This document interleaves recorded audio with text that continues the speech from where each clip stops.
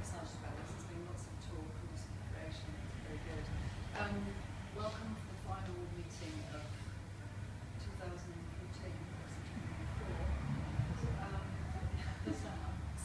Summer. It rains out, kids. School term. It's out. It's a turn.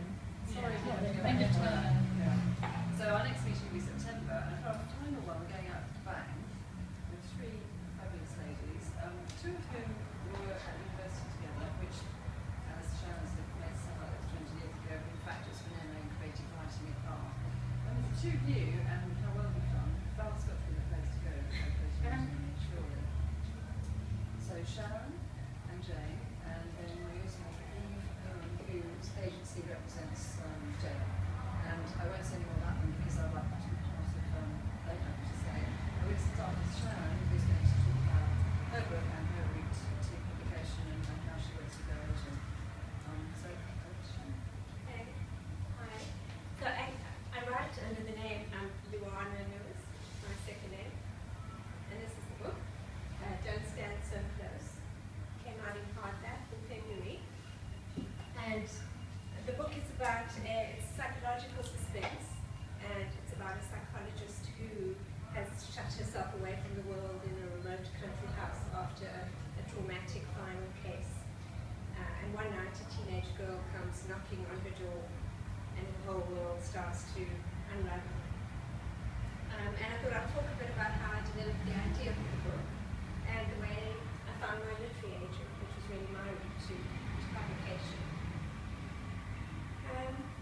So I came to creative writing quite late in life. I'd already been a psychologist for about 15 years. And I think I was, at the time, feeling quite burnt out. I was writing medical legal reports for the court, working for solicitors in custody cases. And, so the reports would run to 250 pages of very detailed writing.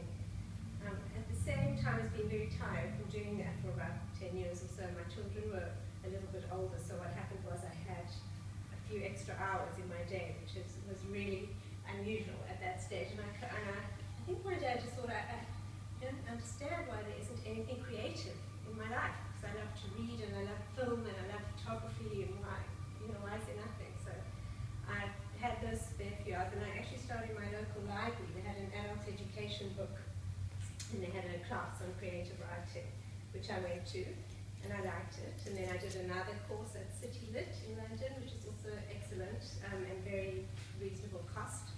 And then I did a week away at Argonne as well. And by that stage, I was just really hooked. Yeah, Argonne. They run residential courses at a couple of places.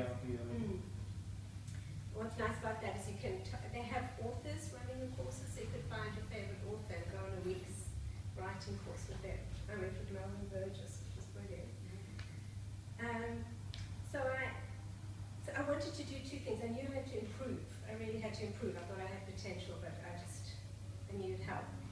But I also started to think that I wanted to engage a little bit with the publishing world to maybe give me a better chance, just to understand who the people are and what the best chance would be of maybe getting published. And I did a lot of research.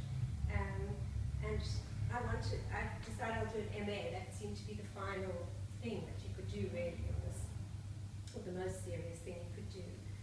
And I researched a lot of them, and I specifically didn't want to do anything with theory or anything like that. So I chose an MA program that had a good record of publications, a lot of students getting published, but also mainly you just write, you just do creative writing, like no thesis or anything like that. So, and I will let James can talk more, I think, about what happens on the MA. But I did the MA, and it was a year, and by that stage spent 2 or 3 years writing what I was trying to write on the MA. And there's an anthology at the end of it that you each publish a little piece of work in, and I had actually a lot of interest from agents, a lot of interest. But you'll be happy to know that when I sent out the manuscript to 2 or 3 or 4, I I just got back like a polite no after no after no. And I actually felt that they were right. I didn't have that feeling of passion that I should keep doing this. I thought that they're right. Actually, there's just a problem with the story. So either I could get depressed and give up, I thought I'm just not even going to think about it. I'm just going to write something else in the story. So I did. And I don't think it was time wasted either, because I think that writing is like anything else. Like playing an instrument or something, you need a certain number of hours to keep doing it to get good. Well, in my case, anyway. So this would be the second book, published one, that I've written in full.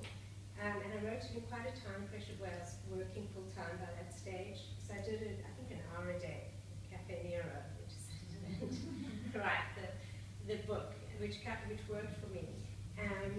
And as I said in the beginning, it came out of the idea was out of my work in the custody cases, and I asked myself, what's just the worst thing? This is the very stressful work, making a decision, should this baby be allowed to live with its parents or not? The judge puts a lot of emphasis on what the psychologist said, even though there were lots of professionals. And like, what would be the worst thing, my worst fear in one of these cases that could happen, that could go wrong, that could just devastate you personally or professionally? And that was the basis for the story. So, yeah. And the other thing was that I set it near where I live, which is in the Chilterns, which is so nice and pretty, but nothing ever happens. So I think I just wanted to pretend that it was like more spice and more dramatic than it really is. So, and then the influence of the London Writers Club came in, because I was attending the talks, and it was really good to hear all the different agents speak. I actually liked all of them. I don't know if that's just because they had similar, they all have books and writing or whatever, but one did stand out, and I couldn't even attend that talk actually. It was Madam in Melbourne. I couldn't attend, but I listened to the talk afterwards. And I just, in fact, I don't think you were videoing at that stage, so it was only an audio. I remember cooking and listening to it. But it was just the energy and the enthusiasm, like in her voice, and she really talked about, she's so excited, she can't wait to open her email inbox and find her nuggets of gold or something to that effect. And other agents could sometimes sound a bit tired, like we just get so many every day, and the difference kind of struck me there. In fact, she was one of the agents I submitted the first manuscript to, and I got a really polite, like, no, and a standard letter. She said, but if you write anything else, please send it to me. And I believed her. So a few months later, I actually saw that she'd opened her own agency. She left a big agency and opened her own, and she was running a competition for crime and thriller books. And she just wanted the first 8,000 words. So I had a rough book ready, and I thought, oh well, that's a good deadline for me, it's a month. I'll submit it, and then while she reads all these entries, I'll just have another 6 or 8 weeks to sort of sort the rest of the manuscript out. So I submitted it on the last day of the competition, and then I think the next morning she was on the phone saying, oh, I really like it. Can I please see the rest? So I said, yes, could I just have two weeks? So she said no. So we settled on 1 week, and I think I didn't sleep for that week, and I just tried my best, which is kind of interesting because I would never have submitted it. It wasn't ready. But I think that's quite interesting because I think I had a hook, I think I had a concept that she really liked, so that's maybe something to think about. And then I worked on it more with her, and then she did, the book sold, I think first in Germany and then in the UK, and then I worked on it more for another year with my editor at Transworld. And and there's the book 14 months later, whatever it was after the first. Yeah, it takes much longer than you think. So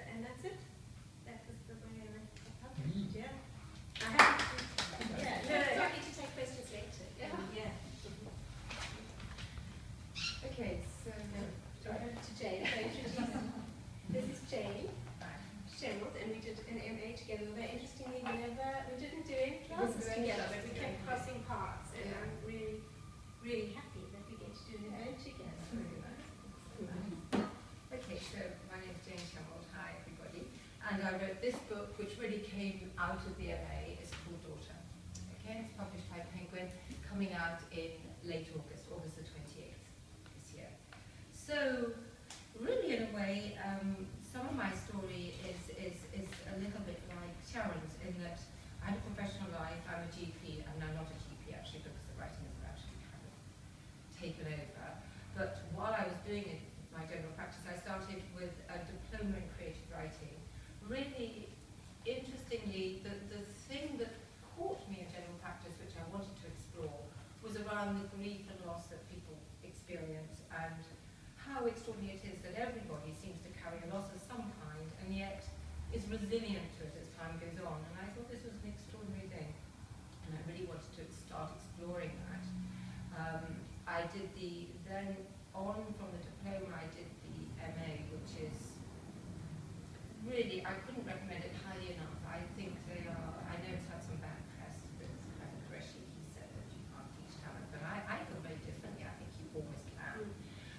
Certainly you can allow it to blossom and flourish, which is what happens on the MA, and I think the essential ingredients, and okay, if you can't get on an MA, I think you can kind of do it yourself, but an MA is a really much easier way to go about it, if it's possible for you to do that. Because it gives you a structure, it gives you permission to write, and all our lives are very busy. I have 5 children grown up now, but they still kind of occupy quite a lot of my life. So it gives you that time, it gives you that intense focus, which is really good creatively if you have an intense period of submersion, you're talking and being with other people who are equally passionate and wonderful tutors. And you get feedback which is very useful because it starts that kind of, again, a process of resilience which you're going to meet later with your agent and publisher. You're going to have to accept there's feedback that you really need to take on board and hone your work with. And if you can start to accept that it doesn't spoil but it strengthens your work, that's a good thing. What else did I think was good? We did a sort of dissertation where you have to do a chunk of 40,000 words, and by the time you've done that, you think, hey, I'm kind of on the way. That's lovely. That's got over the hill, over the hump of beginning a novel.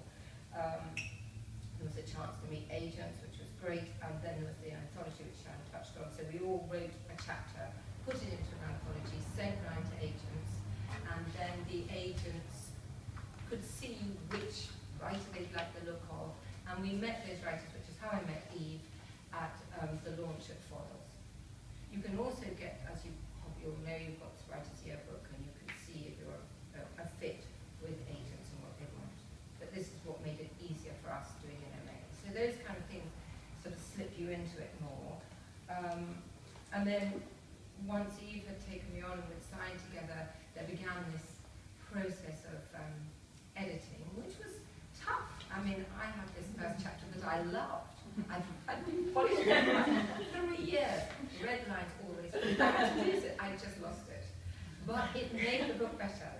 And I had got used to that idea. And it reminded me of patients, you know. You have patients who come to your practice, you're the professional, you think, and you kind of try to suggest that maybe it's a good idea to take the pressure pills or glucose or whatever.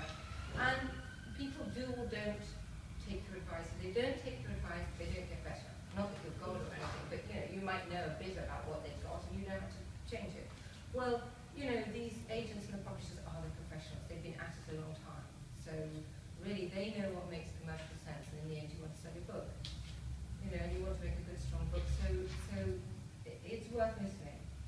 Anyway, so after that painful Eve took the book to the London Book Fair, and that's where I got an offer from Crackers and Penguin, went with Penguin, and it's been a really wonderful relationship. I have a lovely editor who actually is now left, but I have another lovely one now, and I got, you know, I remember meeting Shemilt. We met in the Strand, the Savoy Hotel actually, really grand.